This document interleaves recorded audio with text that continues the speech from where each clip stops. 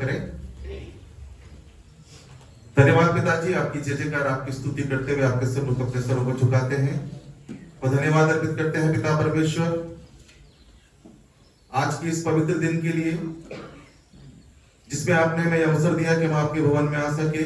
हम धन्यवाद देते पिताजी आए हुए हर एक जन के लिए जिनको सुरक्षित महफूज लेकर आए, और हम धन्यवाद देते पिता परमेश्वर पिछले सप्ताह की तमाम आशीषों के लिए भी जो आपके वसीले से हमको मिली।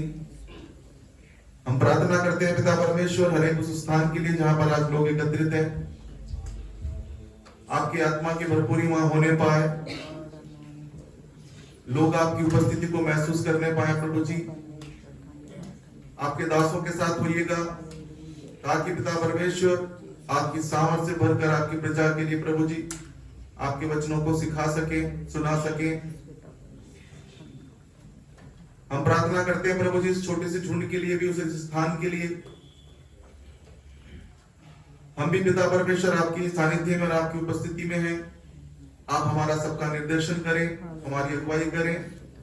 जब हम गीतों को गाते हैं पिता परमेश्वर, वचन को पढ़ते सुनते हैं, मनन करते हैं, भेंट देते हैं, गवाही देते हैं प्रभु जी, हर एक बात पिता परमेश्वर आपके आत्मा के द्वारा उभारे जाकर होने पाए। इस स्थान के लिए धन्यवाद प्रभु जी, इस सेवकाई के लिए धन्यवाद करते हैं पिता परमेश्वर, और यहाँ की हर एक वस्तु को आपके पवित्र लहू में छुपा देते हैं। अंधकार की हर एक शक्तियों को दूर रखें ताकि पिता परमेश्वर हम बेखौफ निर्विघ्न होकर आत्मा और सच्चाई से आपकी आराधना कर सकें। सारा आदर इज्जत महिमा आपको देते हुए ये विनती आपके बेटे हमारे नजदीक खुदावंद यीशु मसीह के नाम से मांगते हैं, सुनिए और ग्रहण कीजिए पिता, आमीन। हम सब खड़े हो जाएंगे, उसकी हम तो सताइश पे कुछ गीत गाएंगे। इस गीत को गाकर उसकी सताइश करेंगे और अपने मनों को भी तैयार करेंगे, क्योंकि यहाँ सिर्फ और सिर्फ उसकी उपस्थिति में उसकी आराधना करने आए हैं।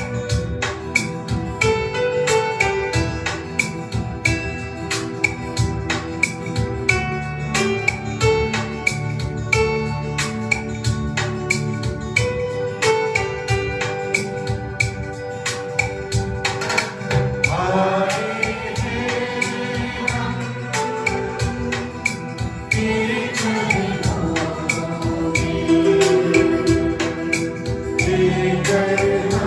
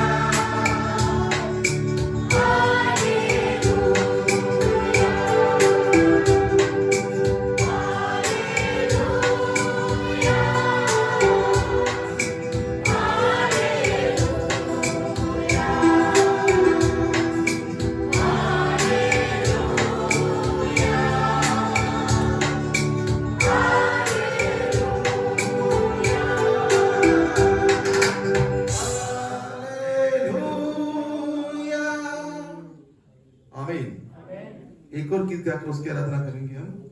यीशु यीशु तेरा नाम सबसे ऊंचा है।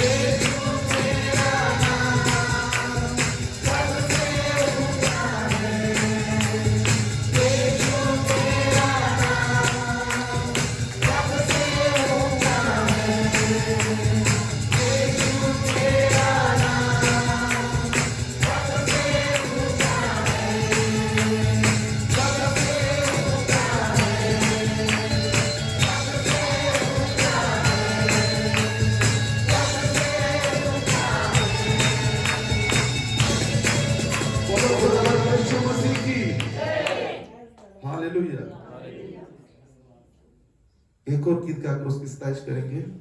कोई नहीं आदर के योग्य।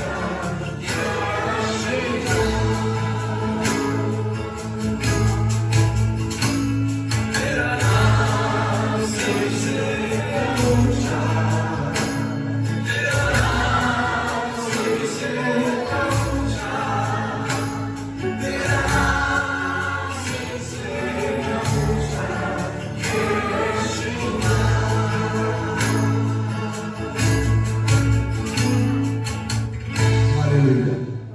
आइए हम प्रार्थना करें। धन्यवाद प्रभु जी, वास्तव में आपके समान ऊंचा नाम ईश्वर पृथ्वी में कोई नहीं है प्रभु जी। एक ही नाम है जो पिता परमेश्वर अपने लोगों की खातिर स्वर्ग को छोड़कर पृथ्वी पर आ गया। पिता ने पिता परमेश्वर अपने इकलौते पुत्र को कुर्बान कर दिया ताकि जो कोई उस पर ईमान लाए वो नाश न हो वरन हमेशा की जिंदगी पाए। धन्यवाद अर्पित करते हैं प्रभु जी आपके उस अनंत प्रेम के लिए, उस दया के लिए, उस करुणा के लिए प्रभु जी, उस अपनेपन के लिए पिता परमेश्वर, जिसका सबसे बड़ा उदाहरण आपने पिता परमेश्वर अपने आप को बलिदान करके दिया। हम धन्यवाद करते हैं। आगे की आराधना आपके सानिध्य में क्या चाहते हैं, सहायता करें, मदद करें। सारा आदर से महिमा आपको मिले, हम कटे आप बढ़े। ये विनती आपके बेटे हमारे उनके खुदावंद यीशु मसीह के नाम से मांगते हैं, सुनिए और ग्रहण कीजिए पिता, आमीन। भजन संहिता 61 बारी बारी से पढ़ेंगे। रक्षा के लिए प्रार्थना। हे परमेश्वर, मेरा चिल्लाना सुन, मेरी प्रार्थना की ओर ध्यान दे। मूर्छा आते समय मैं पृथ्वी की छोर से तुझे पुकारूंगा, जो चट्टान मेरे लिए ऊंची है उस पर मुझे ले चल। क्योंकि तू मेरा शरण स्थान है और शत्रु से बचने के लिए ऊंचा गढ़ है। मैं तेरे तंबू में बानर बना रहूंगा, मैं तेरे तंबू की ओट में शरण लिए रहूंगा। क्योंकि हे परमेश्वर, तूने मेरी मन्नतें सुनी है। जो मेरे नाम के डरवैये है, जो तेरे नाम के डरवैये है, उनका सब भाग तूने मुझे दिया है। राजा की आयु को बहुत बढ़ाएगा, उसके वर्ष पीढ़ी से पीढ़ी पर होंगे। वह परमेश्वर के सम्मुख सदा बना रहेगा। तू अपनी करुणा और सच्चाई को उसकी रक्षा के लिए ठहरा रख। आगे हम सब साथ मिलकर पढ़ेंगे। इस प्रकार मैं सर्वदा तेरे नाम में अपनी मन्नतें हर दिन पूरी किया करूंगा। परमेश्वर की वजह से के पढ़े सुने जान सबको आशीष दे, आमीन। आप सब बैठ सकते हैं।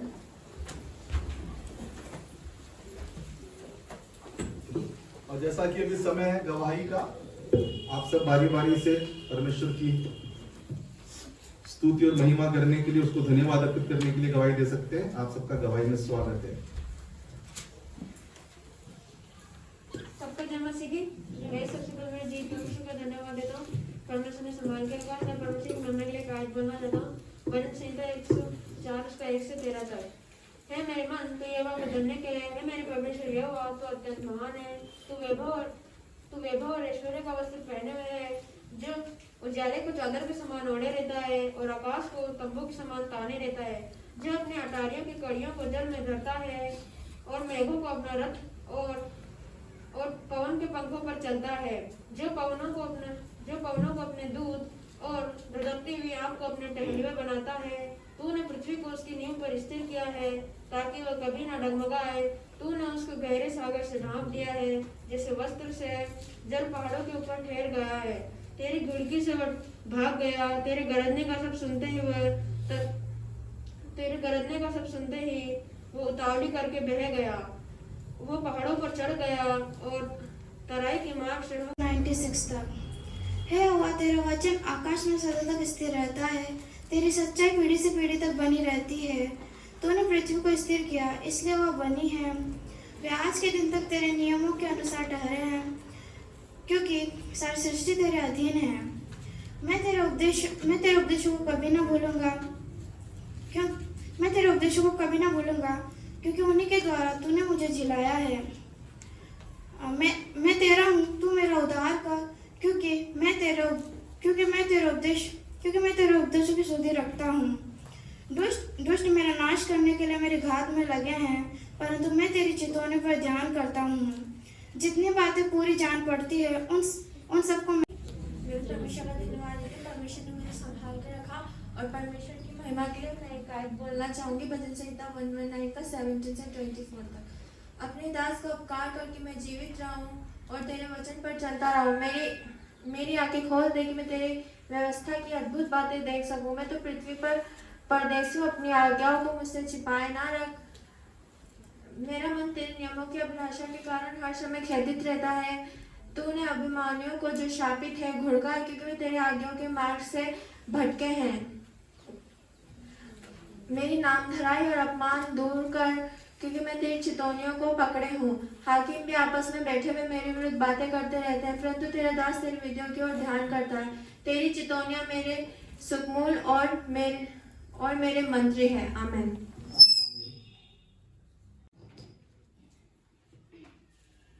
परमेश्वर ने मुझे आने जाने में, गांव में मेरे प्रियजन से मिलने में परमेश्वर ने मेरी मदद की। मैं परमेश्वर का बहुत बहुत धन्यवाद देती हूँ। जब मैं सोच रही थी मैं कभी रजिस्ट्रेशन करा के नहीं गई, लेकिन आने जाने में रजिस्ट्रेशन में परमेश्वर ने मेरी मदद की। और 3 दिन तक मैं परमेश्वर जब से मैं परमेश्वर का धन्यवाद करती थी। प्रभु,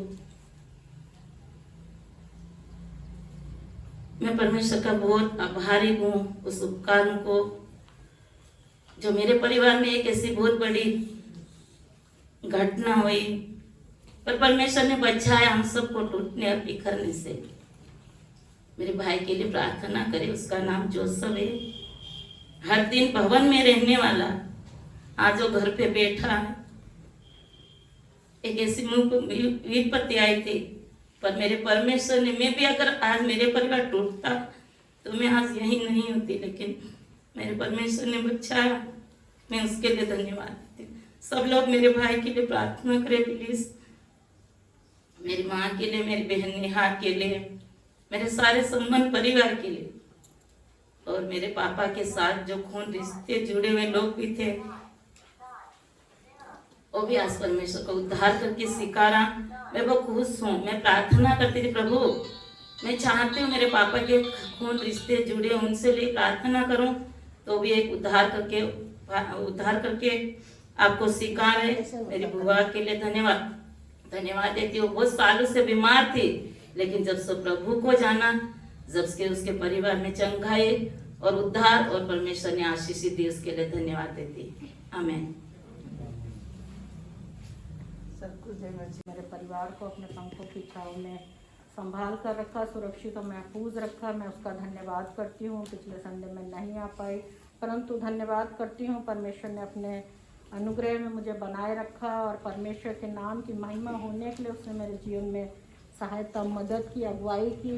पिछले सप्ताह में कहीं बाहर गई थी, प्रभु ने आने जाने में मेरी सहायता, मदद की, अगुवाई की। मैं धन्यवाद करती हूँ, क्योंकि हमारा प्रभु महान परमेश्वर है, अनुग्रहकारी प्रभु है, और उसकी दया ही के द्वारा हम जीवित पाए जाते हैं। और उसकी प्रति भोर की करुणा के लिए मैं उसका धन्यवाद करती हूँ, जो अगर आज हम पर नहीं होती तो मैं आज का ये दिन नहीं देख पाती और उसके भवन में नहीं आ पाती। परंतु धन्यवाद करती हूँ, क्योंकि मेरा प्रभु हर वक्त हमारी सुधि लेने वाला परमेश्वर, हमारी चिंता करने वाला प्रभु है, इसलिए मैं उसका धन्यवाद करती हूँ। उसने दोनों बच्चों को और अंकल को मुझे अपने पंखों की छांव में संभाला, और मैं विश्वास करती, धन्यवाद करती हूँ कि हमारी कलीसिया के एक एक परिवारों को परमेश्वर ने संभाल कर रखा। उसकी महिमा में मैं भी एक छोटा सा कोरस गाना चाहूँगी, क्योंकि हमारा प्रभु हमारे मध्य में विराजमान परमेश्वर है, और सच में वो ही आदि है और वो ही अंत है। मैं उसका धन्यवाद करती हूँ, और मैं परमेश्वर का धन्यवाद करती हूँ। मैं उसकी महिमा में उसको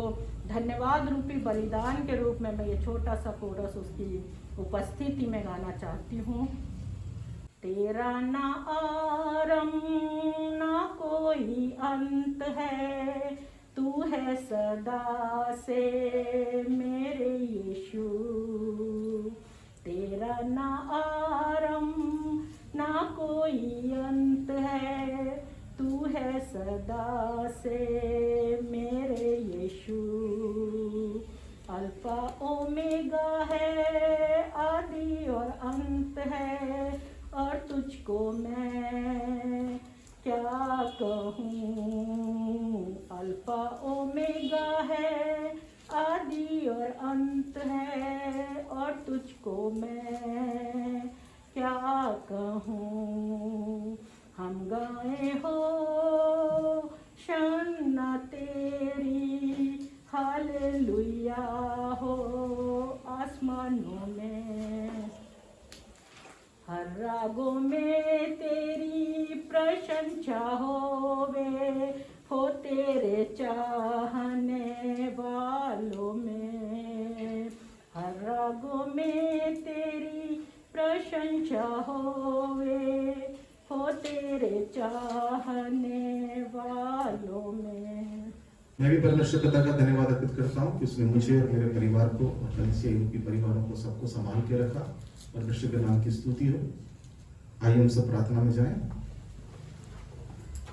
धन्यवाद पिताजी, एक बार फिर से आपके चरणों पर आते हैं और धन्यवाद अर्पित करते हैं पिता परमेश्वर इन तमाम गवाहियों के लिए, तमाम विषयों के लिए प्रभु जी, जो आपके अनुग्रह और आपके दया के द्वारा पिता परमेश्वर हमारे सम्मुख हमारी परिस्थितियां और हर एक बात पिता परमेश्वर होती है। इन सब बातों के लिए आपका धन्यवाद अर्पित करते हैं। विशेष रूप से प्रार्थना करते हैं पिता परमेश्वर कसमा के लिए प्रभु जी, उसके भाई जोसेफ के लिए, उसकी बहन नेहा के लिए, उसकी मम्मी के लिए और उसके परिवार के पिताजी साइड के जितने भी परिवार जन प्रिय जन है प्रभु जी, उन सब पर आपकी करुणा बनी रहे। और जो भी समस्याएं परेशानियां वहां पर हैं पिता परमेश्वर, जो भी शत्रु ने विपत्ति डाली है प्रभु जी, उन सब में से निकलने के लिए आप उपाय निकालें, क्योंकि आप उपाय करने वाले परमेश्वर है प्रभु जी। और धन्यवाद अर्पित करते हैं आप उसके साथ रहे, उसको काफी समय बाद अपने परिवारजनों से मिलने में आपने सहायता मदद की, आने जाने में मार्ग में हर एक बात में पिता परमेश्वर आप उसके आगे आगे चलकर उसके लिए सब कुछ मुहैया करते रहे, मार्ग को आसान करते रहे प्रभु जी, हर विपत्ति को दूर रखें, इसके लिए आपका धन्यवाद अर्पित करते हैं। एक बार फिर से प्रभु जी अपने परिवारजनों से मिलकर वापस यहाँ आ सकी, कलीसिया में उपस्थित हो सकी, इन तमाम बातों के लिए आपका धन्यवाद अर्पित करते हैं। और हम प्रार्थना करते हैं प्रभु जी बहन भूरा के लिए प्रभु जी, जो यात्रा में है, जो एक लंबे सफर पे है पिता परमेश्वर, अकेली है पिता परमेश्वर, आप उन पर भी अपने करुणा और दया रखें, अनुग्रह करें और अपने वायदे के अनुसार प्रभु जी उसके भी साथ साथ रहकर उसको सुरक्षित महफूज यहाँ लाएं, ताकि प्रभु जी वो अपनी बच्चों की जो भी काम है पिता परमेश्वर उनको पूरा करके वापस अपने रोजगार पर जा सके। आपने अभी तक उनको वहां संभाला और पिता परमेश्वर यहाँ पर भी परिवारों को संभाला, हर एक बात के लिए आपका धन्यवाद अर्पित करते हैं। विशेष रूप से प्रार्थना करते हैं प्रभु जी आपके सुसमाज कार्य के लिए, जहां जहां भी प्रभु जी आपके वचन का बीज बोया जाता है, जिस भी रूप में पिता परमेश्वर वचन को सुनाया जाता है, उन सब पर भी आपकी बहुत तायत की आशीष हम चाहते हैं पिता परमेश्वर। होने दीजिए प्रभु जी शत्रु उन बीजों को पिता परमेश्वर किसी भी प्रकार से नाश ना कर सके, वरन वो पिता परमेश्वर 60 गुना 70 गुना 100 गुना फल लाने के योग्य बन सके। आप उनकी निगरानी करें, आप उनको सींचें और पिता परमेश्वर सही समय पर उनको बढ़ाकर उनमें से फल देकर पिता परमेश्वर अपने खत्ते में इकट्ठा करें।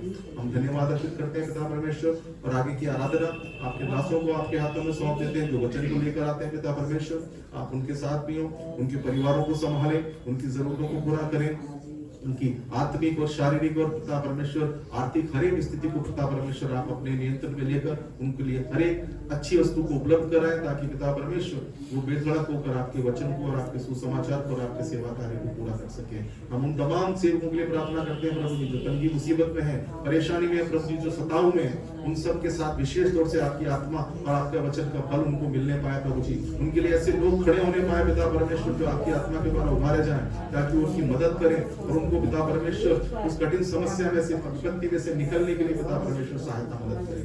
और एक बात के लिए आपका धन्यवाद अर्पित करते हैं और आने वाले समय को आपकी उपस्थिति और आपकी संगति बताया चाहते हैं। एक बार फिर से प्रभु जी तमाम बातों के लिए आपका शुक्रिया अदा करते हैं, जिन्होंने गवाही दी उनके लिए, जो नहीं दे पाए पिता परमेश्वर, जिनके हृदय आनंद से भरे हुए आपके लिए धन्यवाद से भरे हुए, उन सबको भी आप ग्रहण करें। सारा आदर सुख महिमा आपको मिले, हम घटे आप बढ़े, यीशु के नाम से मांगते हैं, सुनिए और स्वीकार कीजिए पिता, आमीन।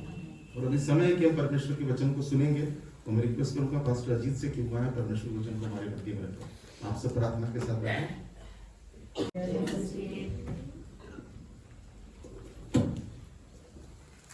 परमेश्वर भले हैं हमें, हालेलुया। आपके लिए सर्वदा हर परिस्थिति में हमें विश्वास करें, हमेशा विषम परिस्थितियों में भी विश्वास करें। यदि कोई ऐसी समस्या, ऐसी बीमारी जो आप में, परिवार में खत्म नहीं हो रही, विश्वास करें, प्रभु करेंगे उसको खत्म। आमीन, हालेलुया। प्रभु उसको खत्म करेंगे। आज मेरी बेटी ने मुझसे सुबह बोला, पापा मैं अपने बाल कटा लूं, पापा मैं अपने बाल को छोटा करा लूं। मैंने उससे बोला, बेटा बाइबल में लिखा है कि स्त्रियों की शोभा उनके लंबे बाल हैं, कभी मत कटाना, कभी मत। आप वचन पे चलोगे, परमेश्वर आपके हर एक अवस्था को आशीष करेगा। फिर मैंने सोचा कि काफी बार कोई प्रॉब्लम सर में हो जाती है और बाल लंबे नहीं रख पाते, बाल को कटा लेते। फिर मैंने सोचा कि अगर वचन के अनुसार जिएंगे, वचन जीवित रखेगा। हालेलुया। मैंने कभी मत कटाना, परमेश्वर अनुग्रह करेंगे। आपके कोई समस्या भी हो जाए बड़े होकर, मत कटाना। परमेश्वर यदि वचन को मानकर आप जीवित रहेंगे, वचन वहां पे कार्यशील होगा। परमेश्वर भले हैं, आमीन, हालेलुया। प्रभु अनुग्रहकारी है, ठीक है। 3 अध्याय रोज पढ़ेंगे, इस साल में बाइबल खत्म हो जाएगी, ठीक है। 3 अध्याय रोज पढ़ेंगे, बाइबल खत्म हो जाएगी। बाइबल पढ़े, 3 अध्याय पढ़े।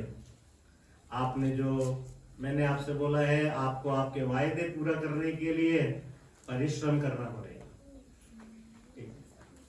मैंने 4 तारीख को यह निर्णय लिया था कि मैं बाइबल खत्म करूंगा इस साल।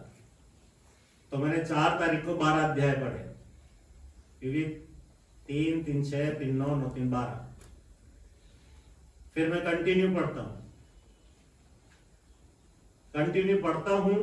पढ़ने से पहले और पढ़ने के लिए प्रार्थना करता हूं, परमेश्वर इस वायदों को मैं कर सकूं, मुझे इतनी शक्ति देना। पहला टारगेट उठते ही, पहला टारगेट अगले दिन लगते ही, रात के 12 बजे से अगला दिन लग जाता है। पहला लक्ष्य 3 अध्याय खत्म करने हैं। कैसे करने नहीं मालूम, करने हैं ये मालूम है। रात के 12 बजे 1 अध्याय पढ़कर खत्म करता हूं, सुबह उठते ही 1 अध्याय पढ़ता हूं, दिन में जब भी टाइम मिल जाता है फील्ड में बाइबल साथ में रखता हूं, 1 अध्याय पढ़ता हूं। और अगर पूरा दिन टाइम नहीं मिला, रात के 12 बजे से पहले अपने 3 अध्याय को खत्म करना मेरा लक्ष्य है, चाहे खाना खाएं या नहीं खाएं। खाना खाने में आधा घंटा खराब होएगा, परमेश्वर अगर 12 बज गई मेरा दिन अगला लग जाएगा। मेरी वो आशीष जो इस दिन मिलनी है वो नहीं मिलेगी। यीशु मसीह ने बोला, तुम्हारी धार्मिकता यदि सदूसी और फरीसियों से बढ़कर नहीं होगी तो तुम स्वर्ग के राज्य में प्रवेश नहीं करोगे। तो एक जगह मैं बाइबल पढ़ते पढ़ते मैं सदूसी और फरीसी के पास वो अध्याय पे पहुंच गया और मैंने देखा वो बोलता है, प्रभु मैं 2 दिन उपवास रखता हूं। मैं ये कंफ्यूजन में था कि प्रभु वो 2 दिन बोल रहा था या 3 दिन बोल रहा था, कि मैं सप्ताह में 3 दिन रखता हूं 2 दिन, तो वो कंफ्यूजन मुझे था। तो मैंने जब पढ़ा तो उसने बोला वहां पर प्रार्थना में, प्रभु मैं सप्ताह में 2 दिन उपवास रखता हूं, मैं अपनी कमाई का 10वां अंश भी देता हूं। मैं उसका अपोजिट जो वो बोल रहा है उसके लिए वो एक नेगेटिव, वो ठीक, लेकिन उसकी धार्मिकता को जब हम जज करते हैं, उसकी धार्मिकता को हम देखते हैं, तो वो बोलता है कि, और यीशु ने बोला कि तुम्हारी धार्मिकता यदि उनसे बढ़कर नहीं होगी तो वो बोलता है 1 सप्ताह में 2 बार उपवास करता हूं। तो मैंने कहा, प्रभु मैं तो 1 बार ही करता हूं। और प्रभु बोलते हैं इससे ज्यादा करना पड़ेगा।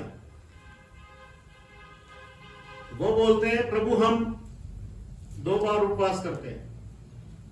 फिर एक जगह पर आए, फरीसी और यूहन्ना के चेले बोलते हैं हम तो बराबर उपवास करते हैं और बराबर प्रार्थनाएं करते हैं, लेकिन तेरे चेले नहीं करते। मैं सिर्फ कंपैरिजन कर रहा था, मैं उसके नेगेटिव पॉइंट को नहीं देख रहा था, क्योंकि हर इंसान या हर बातों में कहीं ना कहीं नेगेटिव और पॉजिटिव दोनों रहते हैं। हो सके तो हम जितना अधिक हो पॉजिटिव लें, हमें परमेश्वर स्थिर करें और हम परमेश्वर के वचन में अधिक बढ़ें। परमेश्वर, जब मैं उपवास लेता था मेरा सर दुखने लगता था, मेरे को बहुत परेशानियां होती थी, लेकिन जब मैंने स्ट्रॉन्ग डिसीजन लेना शुरू किया, परमेश्वर ने मुझे 2 दिन उपवास लेने के लिए मदद किया 1 सप्ताह में। आमीन, हालेलुया। अच्छा, जिस दिन उपवास लिया ना उसी दिन क्या बोलते हैं, हम एक रूम में रहते हैं, तो आज तो मटन बनाएंगे। मैंने कहा ठीक है तुम बनाओ, लेकिन आज मेरा उपवास है। तो जब उन्होंने कहा अरे सर आपका उपवास है, नहीं आज नहीं, फिर कल बनाएंगे। आमीन। जब मैं बोलूंगा परमेश्वर के लिए, प्रभु मेरे लिए भी खड़े होंगे। आमीन। हालेलुया। हालेलुया। धन्यवाद। लूका रचित सुसमाचार उसका 23 अध्याय, उसकी 14 आयत।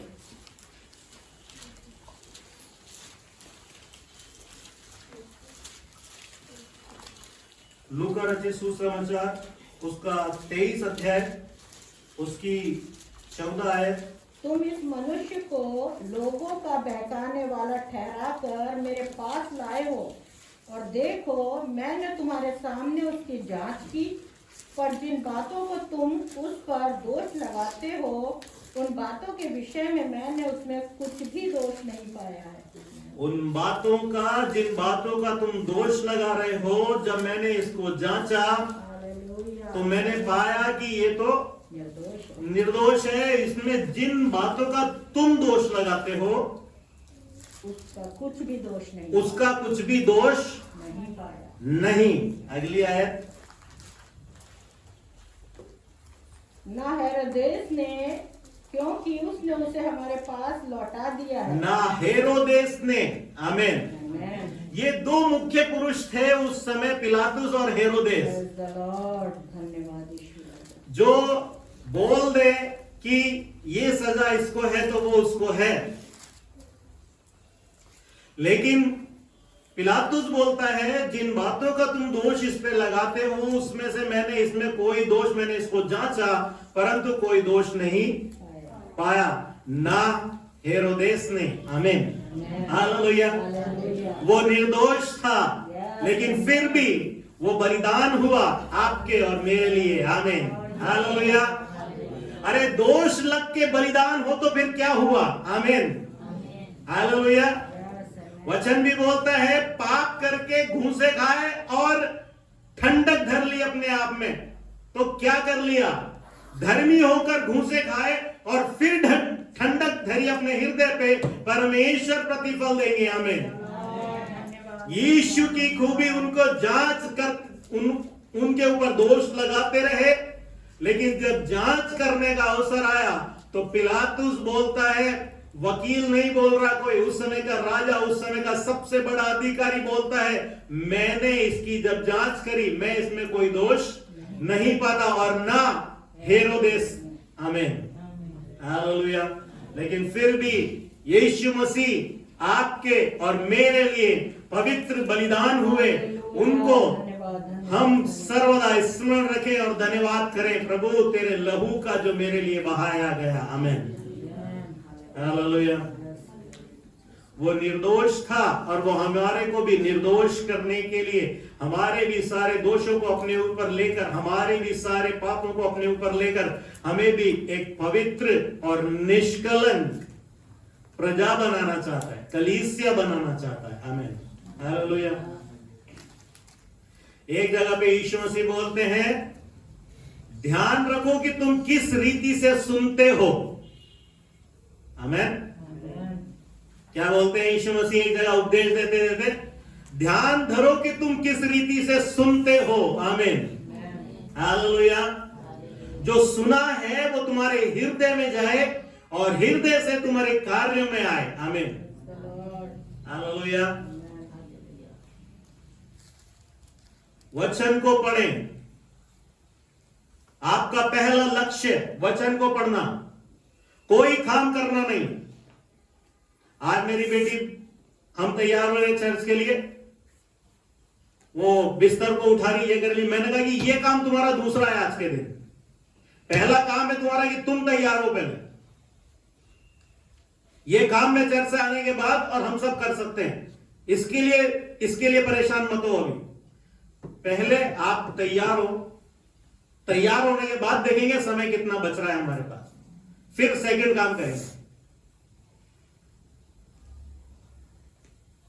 पहला लक्ष्य वचन। आपके और मेरे जीवन का पहला लक्ष्य वचन।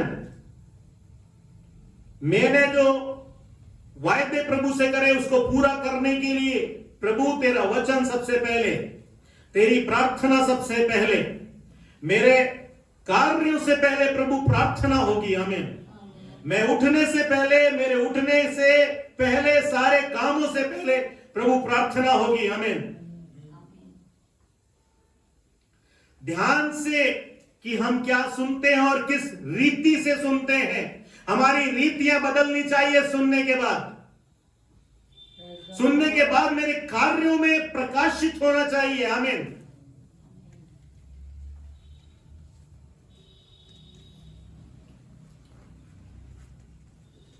ना तो मैंने और ना हेरोदेस ने इसमें कोई दोष पाया। आमीन। फिर भी मारा तो जाएगा। आमीन। हालेलुया।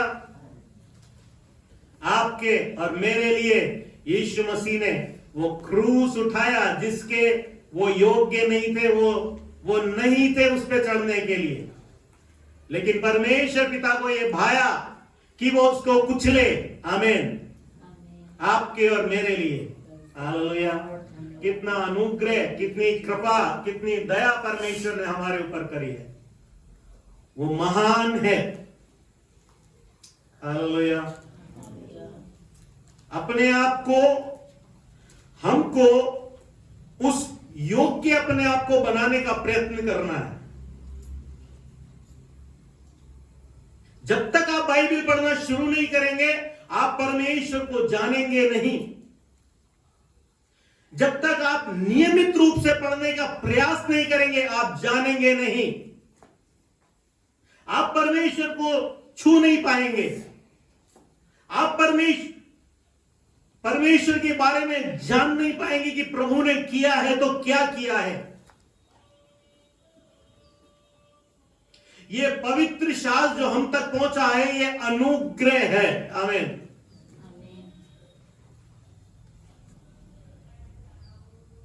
जब लाजर और अमीर आदमी दोनों मारे गए, तब अमीर आदमी ने बोला, प्रभु लाजर को वहां भेज, मेरे 5 भाई और हैं, कि वो जाने कि यहां पर ना आए। तब परमेश्वर ने बोला, तेरे और मेरे बीच में बहुत बड़ी खाई, ना तो कोई इधर ना कोई उधर, और ना लाजर को मैं तेरे भाइयों के पास भेजूंगा। उनके पास मूसा और भविष्यद्वक्ताओं की पुस्तकें हैं, वो उसको पढ़े और समझे। आपको और मेरे को इन परमेश्वर के वचनों को पढ़ना पड़ेगा, जानना पड़ेगा। हालेलुया। और जब आप और मैं इसको पढ़ना और इसके ऊपर ध्यान धरना और ध्यान से सोचना शुरू करेंगे, परमेश्वर हमारे जीवनों में कार्यों को करना शुरू करेंगे। आमीन। हालेलुया। लूका रचित सुसमाचार उसका 5वां अध्याय,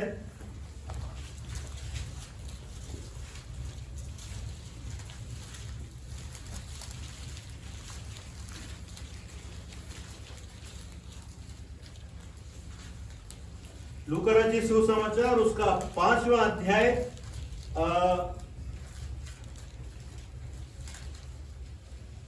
3री आयत।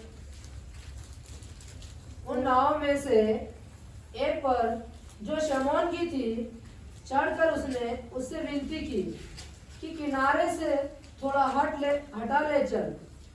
तब वह बैठकर लोगों को नाव पर से उपदेश देने लगा। जब वह बातें कर चुका तो शमौन से कहा, गहरे में ले चल और मछलियां पकड़ने के लिए अपना जाल डालो। जब यीशु मसीह ने उपदेश दिए, जब लोग उसके ऊपर गिरे जाते थे, तो वो एक नाव पर चढ़ा। नाव पर चढ़ने के बाद नाव को थोड़ा किनारे से आगे हटाया। आगे हटाने के बाद वहां पर रुका और वहां से यीशु मसीह ने अपने उपदेश देना शुरू करा। उपदेश देने के बाद जिस नाव पर वो थे, वो पतरस की थी, और पतरस से बोला, थोड़े गहरे में ले चल और क्या करो, और मछलियां पकड़ने के लिए अपने जाल डालो। और मछलियां पकड़ने के लिए अपने जालों को क्या करो, डालो। फिर शमौन ने उसको उत्तर दिया, हे स्वामी, हमने सारी रात मेहनत की और कुछ न पकड़ा। हे स्वामी, हमने सारी रात क्या करी है, मेहनत की, मेहनत करी और कुछ न पकड़ा। और कुछ न पकड़ा। हमने सारी रात प्रभु इस नदी में, इस जगह पर हमने जालों को डाला है।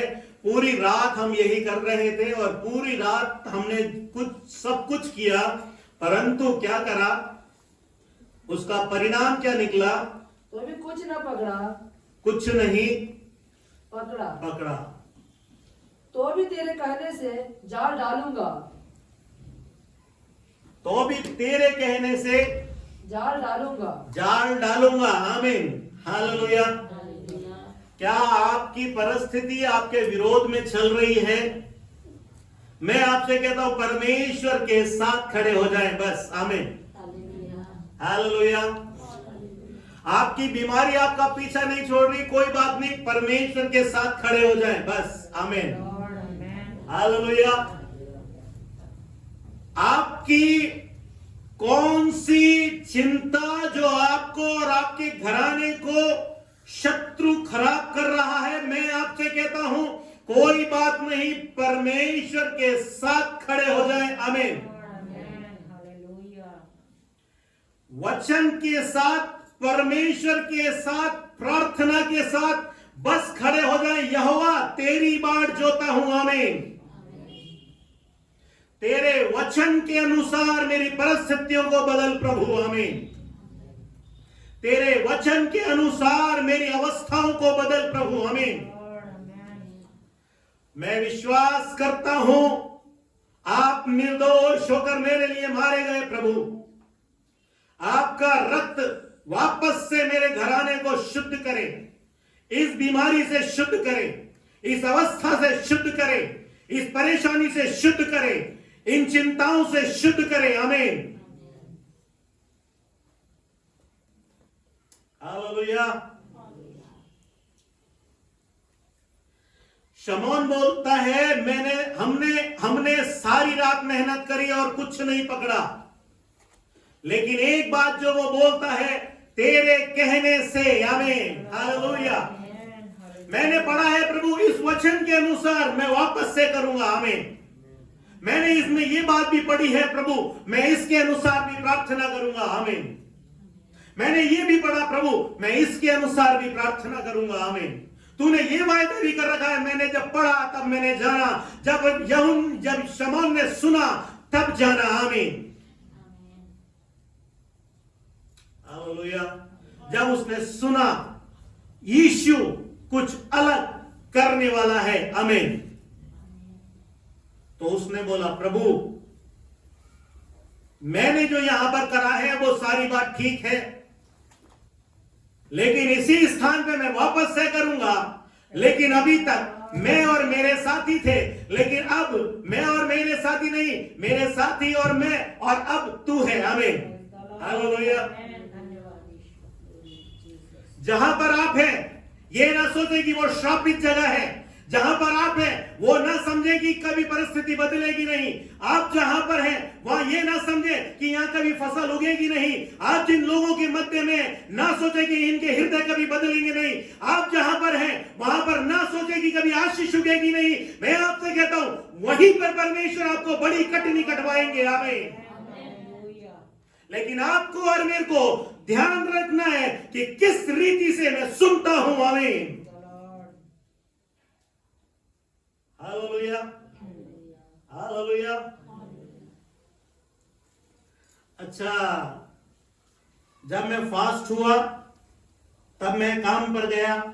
जब मैं काम पे गया तो हम एक कस्टमर के पास गए। एक कस्टमर के पास गया तो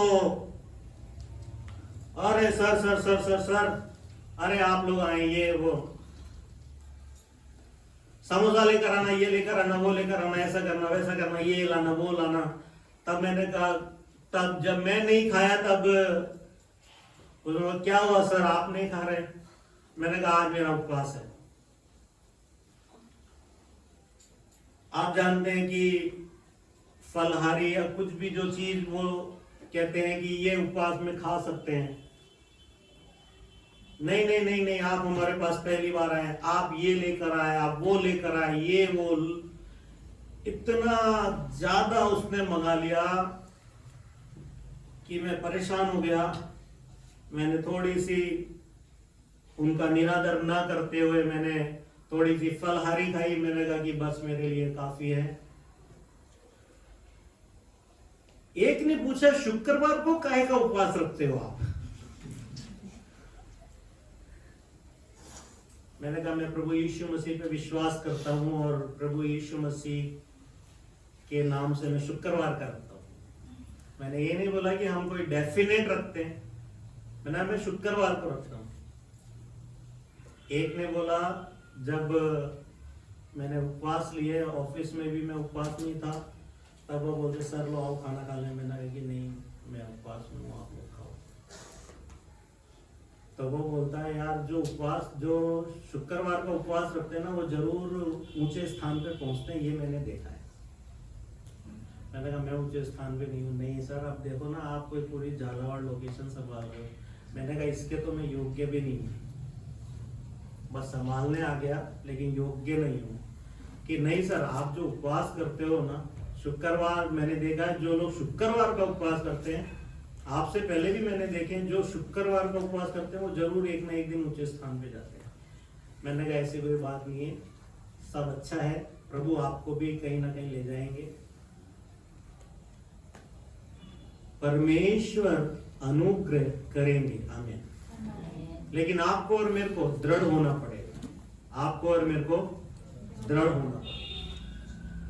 प्रभु ने जब बोला पतरस से अपने जाल को डालो, तो पतरस को वही बात स्मरण आई, पहले ऐसा हो चुका है प्रभु, मैं कर चुका हूं, पूरे इतना मेहनत कर रहा हूं, पूरी रात हो गई प्रभु, हमने भी ये सोचा था यहाँ बहुत आशीष होएगी। मैं जब आया था मैंने सोचा था आशीष होएगा, अनुग्रह होएगा, कृपा होएगी, लेकिन प्रभु परिस्थितियां ऐसी होती जा रही हैं, ऐसी होती जा रही हैं। और अब तो मैं तुझसे भी कह बैठा प्रभु, पूरी रात मेहनत करी और कुछ ना पकड़ा, कुछ ना पाया, कुछ ना पकड़ा। ये अवस्थाएं नहीं बदलेंगी प्रभु, क्या करूं? लेकिन यीशु ने क्या बोला? इसी स्थान पे, आमीन, जहां पर तू है वहीं पर ठहरा है, आमीन, हालेलुया। लेकिन अब तेरे पास जो एक अलग चीज होगी वो मेरा वचन है, आमीन। अब जो तेरे पास एक नई चीज आई है वो मेरा वचन आया है, आमीन, हालेलुया। मेरा वचन तेरे साथ है, मैं जो बोल रहा हूं उसको ध्यान से सुन। बोल प्रभु मैं सुनता हूं। पतरस अपने जालों को वापस से डालो, जो शब्द तूने कहे उसको थाम दे अपने मुंह में। जो विचार तेरे उठते हैं कि ये परिस्थिति नहीं बदलेगी उसको थाम दे। जो अवस्थाएं तू अपने घर और अपने परिवार और अपने समाज की और अपने लोगों की और अपने घराने की देखता है उसको थाम दे, और कुछ भी नकारात्मक मत बोल, क्योंकि अब तेरे पास मैं और मेरा वचन है, आमीन।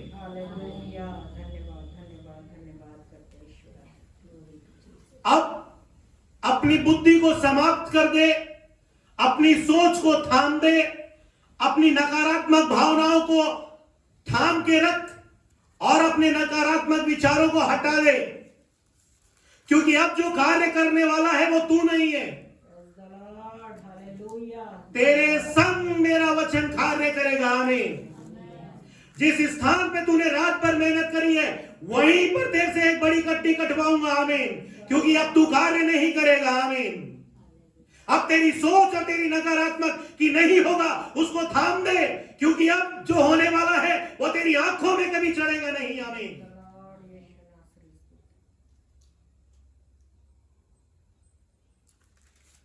बोल प्रभु तू क्या बोलता है? तो सुन पतरस मैं क्या बोलता हूं, हालेलुया। अपने जाल डालो, तेरे कहने से वापस करूंगा प्रभु, आमीन, हालेलुया। तेरे कहने से वापस से करूंगा प्रभु, आमीन। तेरे कहने से वापस से खड़ा होऊंगा प्रभु, आमीन। तेरे कहने से इस बीमारी से लड़ूंगा प्रभु, आमीन। तेरे कहने से इस परिवार को वापस से बांधूंगा प्रभु, आमीन। तेरे कहने से मेरे घराने को वापस से बंधेगा प्रभु, आमीन। तेरे कहने से मेरे घर में आशीष आएगी प्रभु, मैं विश्वास करता हूं। तेरे कहने से मेरे काम जो रुके हुए वो चलना शुरू होंगे, आमीन। उनमें रवानगी आना शुरू होगी प्रभु, आमीन। मैं विश्वास करता हूं, आमीन। हालेलुया। प्रभु इन मछलियों को मैं नहीं जानता ये कहां पर है, आमीन, क्योंकि सारी रात पूरी नदी छान डाली प्रभु, नहीं पाया ये कहां गई प्रभु, मैं नहीं जानता। जहां पर भी होंगी, लेकिन मैं विश्वास करता हूं तेरे वचन से आना शुरू होंगी, आमीन। हालेलुया।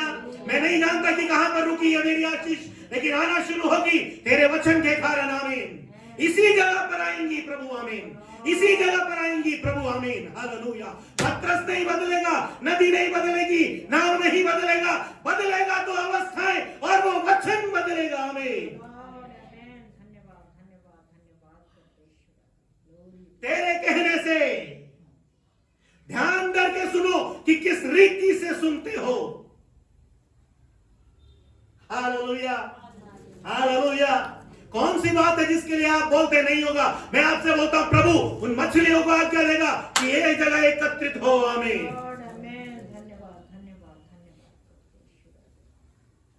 हालेलुया। कहां पे छुपे हुए हो? कहां पे तुम्हारी आशीषें रुकी हुई है? तुम नहीं पहुंच सकते, यीशु का वचन पहुंचेगा, आमीन। चट्टानों के नीचे से भी मछलियों को आज्ञा देगा कि वो पतरस के लिए आ जाए, आमीन। जो सुनता नहीं है वो सुनेगा, जो जानता नहीं है वो जानेगा। पानी तेरे अंदर भी वचन काम करेगा, आमीन। मछलियों तुम हमारी भाषा जानो ना जानो, लेकिन यीशु के वचनों को तुम जानोगे, आमीन। हालेलुया। जब नाव टूट गई तब हमने जाना कि हम एक टापू पे जा पहुंचे हैं। और जब पौलुस और उन जंगली लोगों ने हमारे लिए आग का बंदोबस्त किया, और जब उन जंगली लोगों ने हमारे लिए आग का बंदोबस्त किया, तो पौलुस ने वो गट्ठर उठा के आग में डाला और एक सांप हाथ में लपट गया। तब उन जंगली लोगों ने बोला, निश्चय ये आदमी पापी था, इसीलिए समुद्र से तो बच गया, लेकिन मौत ने इसका पीछा नहीं छोड़ा। लेकिन जब पौलुस ने वो सांप को झटक दिया और वो सांप चला गया, तब वो ये सोचने लगे कि अब इसका हाथ सूज जाएगा और ये थोड़ी देर में मर जाएगा। परंतु जब वो देखते ही रहे, तब उन्होंने अपना विचार बदलकर कहा कि ये पापी नहीं, ये तो कोई परमेश्वर का भक्त है, आमीन। जिन्होंने ये बोला था निश्चय ये तो कोई पापी है जो समुद्र से तो बच गया, लेकिन मौत से नहीं बच पा रहा, मैं आपसे बोलता हूं उनके मध्य में ही परमेश्वर आपको अनुग्रह करेंगे, आमीन। जब पौलुस ने उस सांप को झटक दिया तो वो सोचने लगे अब हाथ सूज जाएगा और ये मर जाएगा। परंतु जब ऐसा कुछ नहीं होता, अपना विचार बदलकर कहे ईश्वर हमारे मध्य में आ गए हैं, आमीन। और जब पौलुस को मालूम पड़ा कि यहाँ के राजा का पिता ज्वर से पीड़ित है, तो उसके लिए प्रार्थना करी, और सारे लोग जो वहां के जंगली लोग बीमार थे पौलुस के सामने लाए गए, और पौलुस ने हाथ रखकर उन्हें चंगा किया। जब वहां से हम लोग जाने लगे तो उन्होंने हमारे प्रबंध का ऐसा बंदोबस्त किया कि हमारी नाव को उन्होंने खाद्य सामग्री से इतना भर दिया कि जब हमारे लिए कोई अवस्था पूरी नहीं रही, आमीन। हालेलुया। हमारे लिए किसी बात की गति नहीं रही, आमीन। हालेलुया। कितना अनुग्रह हमारा यीशु करते हैं, आमीन। जब आप और मैं उसके वचन के लिए खड़े होंगे, मैं आपसे बोलता हूं आपके लिए कोई कार्य करे ना करे, आपकी परिस्थिति बदले ना बदले, वो सुनने वाली हो ना हो, लेकिन मैं आपसे बोलता हूं परमेश्वर अनुग्रह करेगा, क्योंकि वचन आपके संग रहेगा, आमीन। तेरे कहने से मैं वापस से जाल डालूंगा। 6 आयत, जब उन्होंने ऐसा किया, आमीन। जब उन्होंने ऐसा ही किया जैसा सुना गया था, आमीन। जैसा बोला गया था, जैसा आपने पढ़ा है पवित्र शास्त्र में, जब आपने और मैंने वैसा किया, जब पतरस ने वैसा किया, जब उन्होंने वैसा किया, आमीन। इन्होंने यहां पर सुना ही नहीं, लेकिन वचन बोलता है उन्होंने किया। जब उन्होंने ऐसा किया तो बहुत मछलियां घेर लाए और उनके जाल फटने लगे। तब बहुत मछलियां घेर लाए। ये मछलियां कहां छुपी बैठी थी? रात में ही तो निकलती हैं, रात में मिलनी चाहिए थी। रात में कहां चली गई थी? क्यों नहीं थी? कहां पर थी? कहां पे रुकी हुई है आपकी आशीष? कहां चली गई? सारी बातों को थाम दीजिए। कहां पर है? कहां चली गई? क्यों नहीं मिल रही? क्यों नहीं हो रहा? सारी बातों को थाम दीजिए। नकारात्मक विचारों को थाम दीजिए जो आपके विश्वास को कार्य नहीं करने देते। वापस से स्थिर होइए, परमेश्वर में दृढ़ होइए, प्रार्थना वापस से करना शुरू कीजिए, पवित्र शास्त्र को वापस से जानना शुरू कीजिए। और परमेश्वर का वचन बोलता है जब उन्होंने ऐसा किया, बहुत सी मछलियों को क्या कर लाए? घेर लाए और उनके जाल फटने लगे। आमीन, हालेलुया, हालेलुया। जब परमेश्वर पतरस से बातें कर रहा था तब परिस्थितियां बदल रही थी। आमीन, हालेलुया।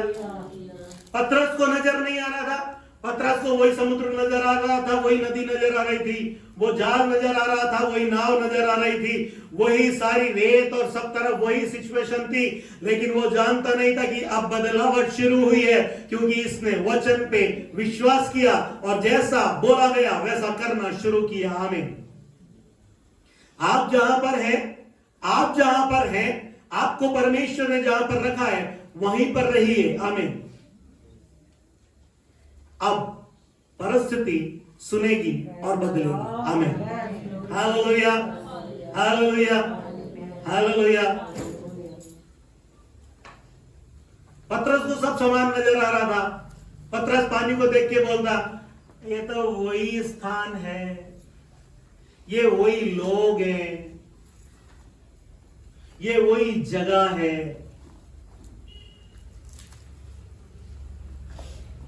परमेश्वर आपको ना तो नए लोग देगा, ना नए परिवार देगा, ना नया मोहल्ला देगा, ना नया स्थान देगा। जहां पर रखा है वहां पे उसकी बुद्धि के अनुसार रखा है उसने। हमें धन्यवाद, धन्यवाद, धन्यवाद। हालेलुया। उसके विचारों पे शक ना करें, उसके विचारों पे प्रश्न ना करें, विश्वास करें, विश्वास करें, विश्वास करें, विश्वास करें, विश्वास करें, विश्वास करें, विश्वास करें। आमीन, हालेलुया, हालेलुया, हालेलुया। तेरे कहने से वापस से करूंगा। जब उन्होंने ऐसा किया तब मछलियों को घेर लाए और जाल फटने लगे और पर उन्होंने दूसरों को भी आवाज दी कि हमारी सहायता करो। आमीन, हालेलुया।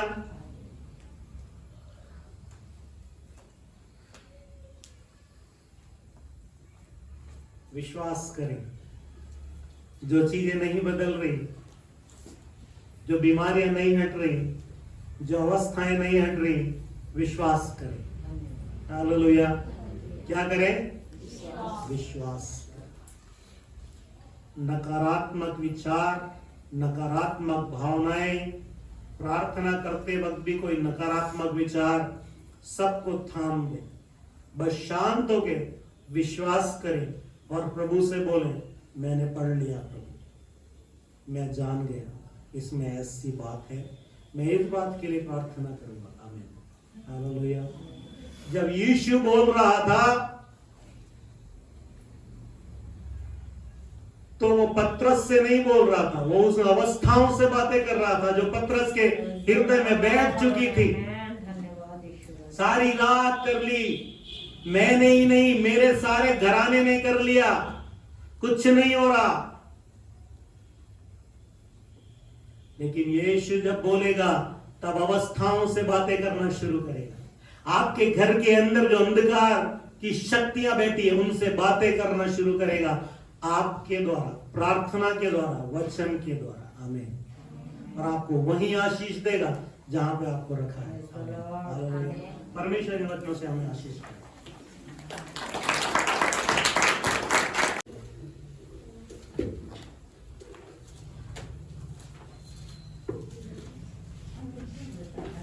परमेश्वर का धन्यवाद हो।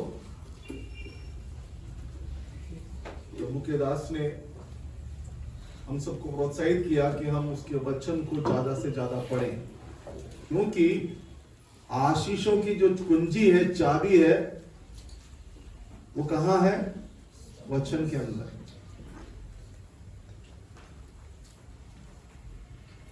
इस नियम को आप बहुत अच्छे से जानते हो, लेकिन फिर भी जैसा मैंने पिछले सप्ताह के मनन में ये बात कहा था कि हम उन व्यर्थ बातों के लिए परिश्रम कर रहे हैं। हमारा परिश्रम व्यर्थ जा रहा है, जैसे कि पतरस और उन सारे लोगों का परिश्रम जो वो रात भर करते रहे, अपनी बुद्धि, अपनी ज्ञान, अपनी समझ और अपनी मेहनत से। उन्होंने कोई लापरवाही नहीं की। जो मछली पकड़ने का सिस्टम है उसको पूरा फॉलो किया, उस पूरे प्रोटोकॉल को, जो भी तरीका है जो उन्होंने सीखा था पीढ़ी दर पीढ़ी, उसमें कोई कमी नहीं थी। कमी थी तो सिर्फ ये कि परमेश्वर के वचन के अनुसार नहीं कर रहे थे, या परमेश्वर पर विश्वास करके नहीं कर रहे थे, ये कमी थी।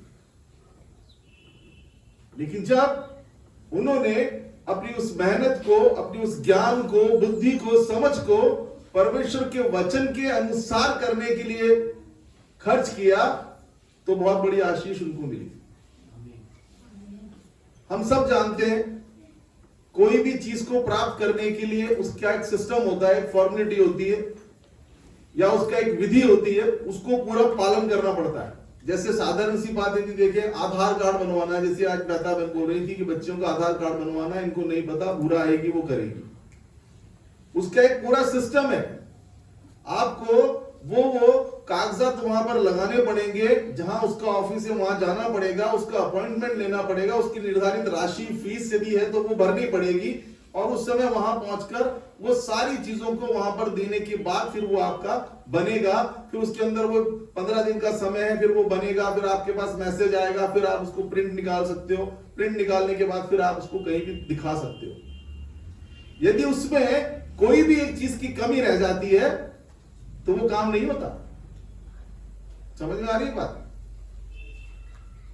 उसके बताए हुए सिस्टम में या उसकी विधि में, तरीके में यदि एक भी आपने पूरा नहीं किया है तो आपने 19 कर लिए, 20 चीजें पूरी करनी थी, 19 पूरी कर दी, लेकिन वो एक के चक्कर में सब मामला आपका आधार बन के नहीं आएगा। बन के आएगा तो गलत बन के आएगा, जो आगे आपको नुकसान पहुंचाएगा। ये सिस्टम हम जानते हैं, आप लोग बहुत अच्छे से जानते हैं। कोई भी लोन लेना होता है उसके लिए एक फॉर्म भरना पड़ता है, और फॉर्म भरने के पहले वहां दिशा निर्देश होते हैं, उनको पढ़ना पड़ता है कि इसमें कैपिटल लेटर्स में लिखना है, काले पेन से लिखना है, बहुत सारे निर्देश होते हैं, उसके अनुसार हमको वो करना पड़ता है। वैसे ही परमेश्वर का वचन है, उसको पढ़ने के दिशा निर्देश हम सबको मालूम है, और उसके जो फल है, उसके जो तरीके हैं, आशीष है कि इस वचन को पढ़ने के बाद, उसकी सारी फॉर्मेलिटीज को पूरी करने के बाद उसके पीछे की जो फल है, जो आशीष है, वो हमको मिलेगी। जैसे आधार का भरने के बाद आधार का कार्ड मिल जाता है, उसके जो फायदे हैं वो आप सबको मालूम है, उनको आप प्राप्त करने के लिए आधार बनवाते हैं ना। उन सब के लिए हम मेहनत कर लेंगे। पूरा अहमदाबाद से भी आगे है, वो वहां से चल पड़ी, लेकिन कभी ये विचार मन में आता है कि मैं बहुत दूर हूं चर्च से, और मैं अपना वो काम छोड़ करके पहले संडे को चर्च पहुंच जाऊं। वो परिश्रम प्रभु के लिए करना हो गया। आधार के लिए कर रहे हैं, करना भी चाहिए, क्योंकि वो हमारा हक है। आधार हम ये बनाएंगे तो आगे हमारे बच्चों के लिए कई चीजों में परेशानी आएगी। मैं ये नहीं कह रहा कि उसके लिए उसको आना नहीं चाहिए, लेकिन उसके लिए हम तुरंत भाग लेते हैं, कुछ भी काम धंधा छोड़ के पैसा नहीं हो तो धार लेके, है ना, चाहे यहां से गांव जाना हो वोट डालने के लिए तो यहां के भागते हैं, और यहां का कुछ प्राप्त करने के लिए वहां से यहां भागते हैं। इन सब के लिए हम परिश्रम करते हैं, सिर्फ किस लिए? वो छात्रवृत्ति मिल जाएगी, स्कूल की फीस माफ हो जाएगी, या वो राशन कार्ड बन जाएगा, या वो गेहूं मिल जाएगा फ्री वाला, यही छोटी छोटी बात, यही छोटी छोटी बात। लेकिन परमेश्वर के वचन के अनुसार उसकी उन कंडीशनों को, उसकी विधियों को, उन नियमों को पूरा कर देते हैं, तो उसके पीछे की जो आशीष है ना, वो बहुत बड़ी है। समझ में आ रही है बात? मेरे मन में कभी विचार आता है कि हमको भी एक फॉर्म बना लेना चाहिए प्रभु की आशीषों के बारे में, जितनी इसके अंदर आशीषें दी है ना, प्रतिज्ञाएं, उनका एक फॉर्मेट बना करके जॉनी प्रिंट करा के सबको दे देते हैं अपन, भैया ये वाली आशीष पानी है तो उसके लिए ये करना है, ये कागजात ले आओ, सबमिट कर दो प्रभु के पास और ये आशीष ले लो। कोई नहीं रोक सकता, ये बाइबल का सत्य है। लेकिन बस वो फॉर्मेट के रूप में नहीं है हमारे पास, जिसकी जो मर्जी पढ़ रही कर रहा है, नहीं कर रहा है, अपने तरीके से कर रहा है, चाहे वो फास्टिंग की बात हो, चाहे कोई और बात हो, उन सब आज्ञाओं में हमने क्या कर रखा है, मेल मिलावट करके खिचड़ी पका रखी है। लेकिन शुद्ध तरीके से व्यवस्था विवरण और सारी जो आज्ञाएं लॉ है उसके अनुसार अगर हम कोई फॉर्मेट बना ले और उसको पूरा करने के लिए हम सब जुट जाए, तो हमारा जो परिश्रम व्यर्थ जा रहा है ना, वो एक बड़ी फसल और कटनी, जैसा भाई ने बताया, उसको हम काटने पाएंगे। 153 बड़ी मछलियां, और बताया जाता है कि जो विशेष प्रकार की मछलियां हैं वो 153 तरह की होती हैं। हर एक प्रकार की एक एक मछली वहां आ गई। उस झील में पाए जाने वाली जितनी भी प्रजातियां थी, उन सब की एक एक मछली वहां पर पहुंच गई। रात भर मेहनत की ना, हाँ, जाल डाले, और वहां लिखा है जब प्रभु यीशु मसीह ने उनको नाव चलाने के लिए कहा, वो रात भर के थके हुए थे, निराश थे, लेकिन उसके बाद भी वो मेहनत कर रहे थे, जालों को धो रहे थे, क्योंकि वो सिस्टम है, यदि उस समय जाल नहीं धोएंगे तो मछली तो आए नहीं, जो कचरा आया है वो उनके जालों को भी नष्ट कर देगा और आगे उनकी मेहनत करने लायक वो जाल रहेंगे नहीं। उस अवस्था में भी वो प्रभु के लिए श्रम करने को चले गए कि हाँ, उनको पता नहीं था कि आगे जाके मुझे बोलेगा कि यहाँ झील में मछली पकड़ो, ये करो। उन्होंने कहा प्रभु मुझे यहां से थोड़ा आगे ले चल, क्योंकि भीड़ मुझे दबा रही है। उन्होंने अपनी उस मेहनत को परमेश्वर के लिए जब खर्च किया, और फिर वहां लिखा है तेरे कहने पर मैं डाल डालूंगा, और फिर उसके आगे एक शब्द लिखा है उसने जैसा कहा था उसके अनुसार करने पर उनको क्या मिला? मछलियां घेर लाए। कहने का तात्पर्य यही है कि हम सब मेहनत कर रहे हैं अपनी ड्यूटी के लिए, सांसारिक बातों के लिए, तमाम चीजों के लिए, उसकी जो भी विधियां, जो भी सिस्टम बताया जाता है, भाग रहे हैं उसको पूरा करने के लिए, भाग रहे हैं, है ना। एक छोटी सी पता लग जाए वहां ये चीज बटने वाली है, वहां होने वाला है, उसके लिए ये जरूरी है, अरे पूरा कुंबा लग जाता है, सब दौड़े पड़ते हैं, है ना।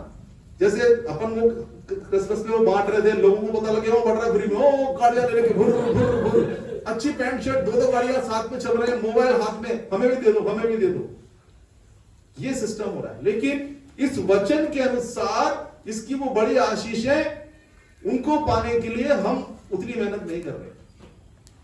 प्रभु का धन्यवाद हो कि वचन को पढ़ने के लिए प्रोत्साहित किया जा रहा है, उसके अनुसार सुन के, जैसा तुम कैसा सुनते हो, वचन को कैसा सुन रहे हो, और सुन के फिर वैसा यदि हम कर रहे हैं, तो उसकी वो तमाम बड़ी आशीषें जो है ना हमारे लिए, जो वायदे के रूप में इस वचन में लिखी, वो पूरी होंगी 101%। तो हमें करना क्या है? संसार के लिए करें, लेकिन परमेश्वर के लिए आप इतना सा भी कर देते हो ना, वो बहुत बड़ा काम होता है। पिछले सप्ताह, हर सप्ताह हम इस बातों को सीखते हैं, पढ़ते हैं, मनन करते हैं। विधवा के दान को देखा था हमने, 2 दमड़ी, धनवानों ने बहुत बहुत दान डाला था वहां पर, उसकी कोई वक़्त नहीं है। कहने का मतलब हम अपनी मेहनत, अपने ज्ञान, अपने समझ को परमेश्वर के हाथों में सौंप दें, उसके वचन के अनुसार करने में खर्च कर दें। बस इस बात का प्रण ले लें। उसके बाद का जीवन, उसके बाद की जो हमारी परिस्थिति वो अद्भुत होगी, क्योंकि लिखा है वो अद्भुत करने वाला परमेश्वर। आमीन। आइए प्रार्थना करें। धन्यवाद प्रभु जी, एक बार फिर से आपका धन्यवाद अर्पित करते हैं आपके वचनों के लिए पिता परमेश्वर, आपके दास के लिए पिता परमेश्वर, और विशेषकर प्रभु जी आपके वचन में लिखी हुई एक एक बात के लिए पिता परमेश्वर, जो विश्वास करने योग्य है, लेकिन फिर भी मनुष्य का चित्त ऐसा है पिता परमेश्वर, वो उन छोटी छोटी बातों के लिए और छोटी छोटी सांसारिक आशीषों के पीछे भागता रहता है, मेहनत करता रहता है प्रभु जी, और अपने समय को व्यर्थ बातों में बिताता रहता है प्रभु जी।